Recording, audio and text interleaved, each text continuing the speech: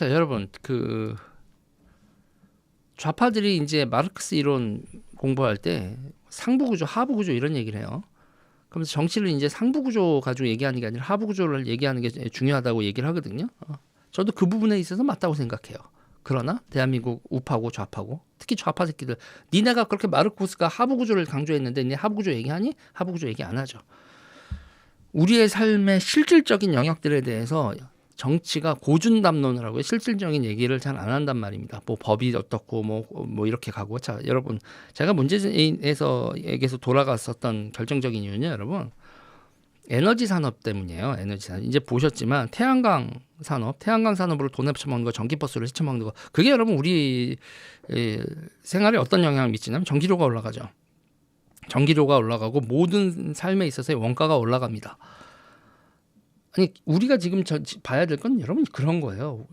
전기세가 어떻게 되지? 식량이 어떻게 되지? 내 직장이 어떻게 되지? 내 투자가 어떻게 되지? 내 재산이 어떻게 되지? 이런 구체적이고 실질적인 내 삶과 직결되는 걸 바라봐야 되는 거거든요. 정치를 여러분 그냥 삼각 동떨어진 어떤 이런 거로 보기 시작하면요, 그러면 누구를 뽑아야 될지, 어떤 행동을 해야 될지 답이 안 나오기 시작해요. 윤석열 대통령도 그래서 잘못한 겁니다. 저는 우파는 제가 생각하는 우파란 뭐냐면요, 보수란 대한민국의 상품, 서비스 생산 및 공급을 최적화하려고 노력하는 사람들이에요. 최적화. 더 나아가 교역망을 관리하는 사람들. 교역망을 관리한다는 건 또 동맹도 관리하고 FTA 관리하고 이래야겠죠. 근데 국힘은 그런 인간들이 아니더라고요. 그러니까 일단은 제가 민주당의 문제점 얘기를 하면 운동권장님들은 아무 개념이 없어요. 그냥 옳은 거를 찾아요. 옳은 거. 최적화 개념이 아니라 옳은 거.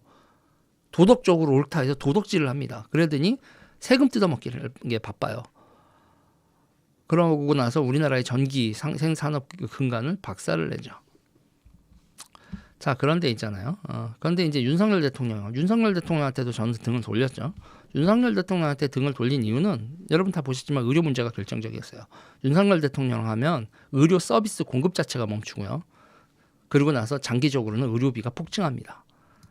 전기료가 오르게 하는 정치, 그리고 의료비가 오르는 거는 둘째치고 아예 서비스를 제공할 후학들을 길러내지 못해서 의사의 필수 의료의 대가 끊기게 만드는 이런 바보 같은 짓은 절대로 하면 안 되는 겁니다. 지금 당장은 지금 아직 은퇴 안 하신 전문의들이 있으셔서, 교수님들이 있으셔서 버텨도 장기적으로는 대한민국 의료는 붕괴하는 거로 결정이 나버렸어요. 이런 거 우파가 하면 안 되는 행동입니다. 그런데 여러분들, 아주 많은 우파분들이 우상 숭배를 하면서 윤석열을 실들치더라고요. 우파가 뭘까요? 다시 말씀드리지만 상품, 서비스 및 생산, 공급을 최적화하기 위해서 노력하는 사람들. 최적화되어 있는 상품이고 서비스여야 해외에 수출도 가능합니다.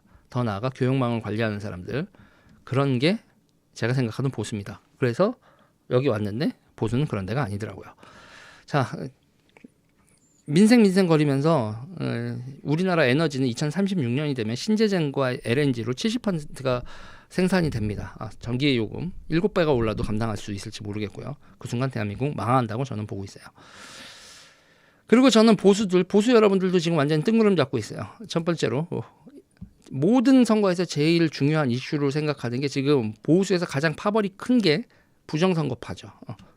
이 유튜브에서도 난리. 그러니까 나머지 사람들은 다 그냥 상식파라고 얘기하지만 정확한 의제. 나는 뭐 원자력의 이슈가 제 1번 이슈예요. 뭐가 이슈예요. 이렇게 이게 의사들은 뭐 1번 이슈 자기들 거로 정리가 돼 있지만 나는 보편적인 이슈에서 뭐가 내 첫 번째 보편 이슈예요라고 정리가 되어 있는 그룹이 없는데, 어쨌든 조직화되어 있고 그룹화되어 있는 거, 이 부정선거를 제1 이슈로 하고 체제 수호 이런 분들이 많죠. 이런 분들이 대통령과 국방부 장관, 그리고 그 지지자들, 부정선거를 제1 이슈로 삼고 체제 수호의 핵심 이슈로 삼은 대통령과 국방부 장관, 그리고 지지자들이 이 사단을 낸 겁니다.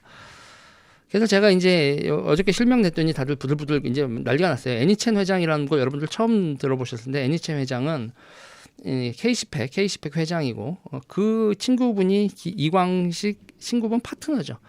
이광식이라는 분이 이 보수에서 알만한 분들은 알아요. 그런데 그분은 육사 나오셨고요. 김용현 국방부 장관하고 친분이 깊습니다.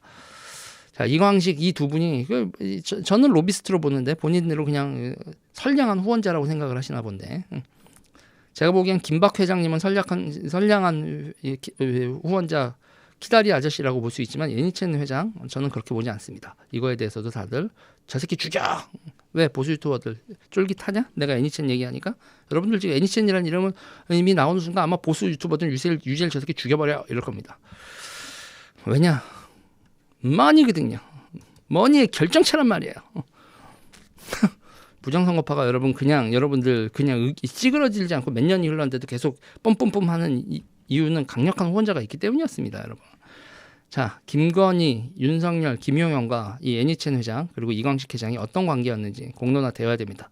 이들이 로비스트로서 여러분 국방부 장관의 로비가 들어가요. 이건 무슨 로비였을까? 내용은 모르겠지만 확인을 해봐야 됩니다.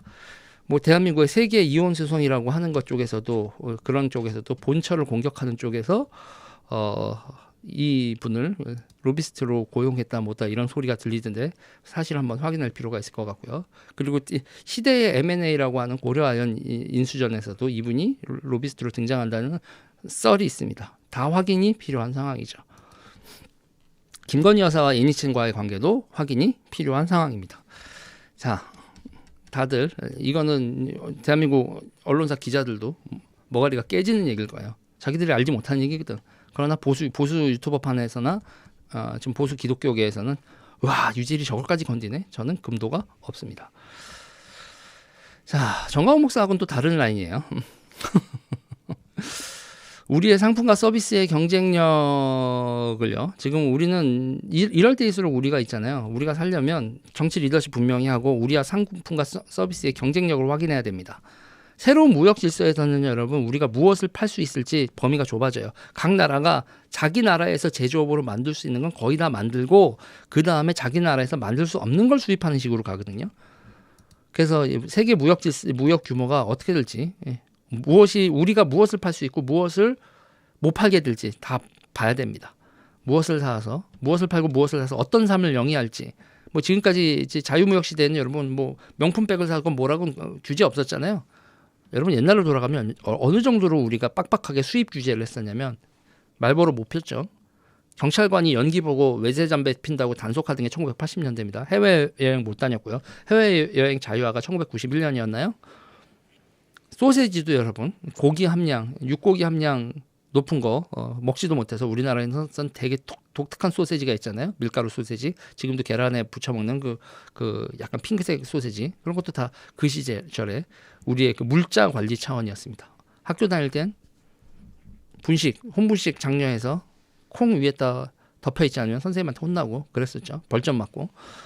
자, 우리는 자유무역 시대를 살면서 통제 안 된 자원 소비의 시대를 지난 30년간 살았습니다. 근데 그게 끝난 거예요, 여러분. 그게 끝난 겁니다. 이 보호무역 시대가 오고 패권 전쟁이 시작됐다라는 건 여러분 우리가 새로운 그 무역 질서에서 글로벌라이제이션이 된 무역 질서에서 마음대로 팔고 모든 시장이 열려 있고 모든 물품이 열려 있는 시대를 30년 샀는데 그게 지금 끝나가고 있어요. 닫히고 있고 각 나라가 자기 나라의 노동자들 산업 보호를 하기 시작하고 가능하면 조금 비싸도 자가조작할 수 있는 건 자급자족한다 이런 식으로 가고 있습니다. 저는 어떻게 보냐면 이재명하고 경기동부 엄청 약진하고 있죠. 왼쪽에서는 이재명과 경기동부의 약진 막아야 된다고 난리치다가 이 왼쪽에서 도저히 막을 수 없어서 오른쪽에 여러분들의 힘을 빌리고 윤석열 대통령을 내세워서 이재명과 경기동부의 약진을 막았어요. 그리고 오른쪽에 와서 보니까 오른쪽은요 통일교와 신천지 그늘이 깊게 드리워져 있습니다. 그러니까는 왼쪽이 경기동부라는 컬트에 그 주사파라는 컬트에 쩌들어 있다면 오른쪽은 신천지, 통일교 이런 사람들이 조직화하고 있고 당원을 조직화하고 하는 거. 그리고 여러분들은 그런 선동에 완전히 넘어가고 있어요. 어디서에서 어떻게 돈이 흘러 들어오는 것지도 생각하지들도 않고 그래서 제가 진짜 한심부화지경이다 그렇게 보고 있고요. 저는 지금 상태가 이제 대한민국이 그럼 우파가 뭘 해야 되냐? 우리는 지금 이 혼란을 넘어서서 비전을 가져야 됩니다. 문명사적 도약을 해야 돼요, 여러분. 지금 인공지능 나오고 있죠. 뭐 2차 전지 나오고 있죠. 로봇 나오고 있죠. 자율주행차 나오고 있죠. 여러분 이런 시대에 우리가 어떤 상품을 만들고 어떤 서비스를 제공하고 어떤 라이프 스타일을 리폼하는지 그걸 선도적으로 주도하는 나라가 돼야 돼요. 이렇게 돼 있는 김에 정치 개혁해야 되고 규제 개혁해야 되고 해야 됩니다. 그래서 지금 제가 암암리에 움직이 있었던 많은 분들한테 지금 결단을 해서 우리가 되든 안 되든 간에 대가리 박아야 된다. 그냥 무조건 저렇게 왼쪽 오른쪽 해서 맨날 싸우고 고소하고 고발하고 감옥 보내고 뭐 이런 거로 가는 게 아니라 우리의 삶과 관련된 지금 당장에서는 지금 두 가지 일은 떨어졌어요. 의료는 지금 눈앞에 바로 해결해야 될 문제로 떨어졌죠. 그리고 에너지도 해결해야 될 문제고 경쟁력 있는 산업을 육성하는 거 이것도 지금 잊혀졌습니다. 서민들의 식료품 값도요, 여러분. 이것도 농업을 어떻게 하고 농산품 수출입하는 거 이것도 지금 다 조절해야 돼요. 우리의 삶이 완전히 바뀐다는 겁니다.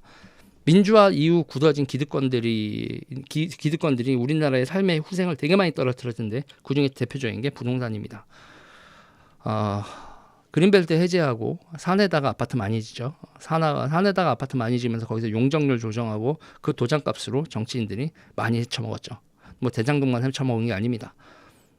그 정치인들이 가지고 있는 부동산 그 개발에 관한 그런 것들 그리고 여러 가지 그 얽혀 있는 비리들 불합리성이 우리의 주택 효능을 비싸고 그리고 인생을 걸어야 되는 그런 거로 만들어버렸죠. 훨씬 더 주거환경 개선할 수 있습니다.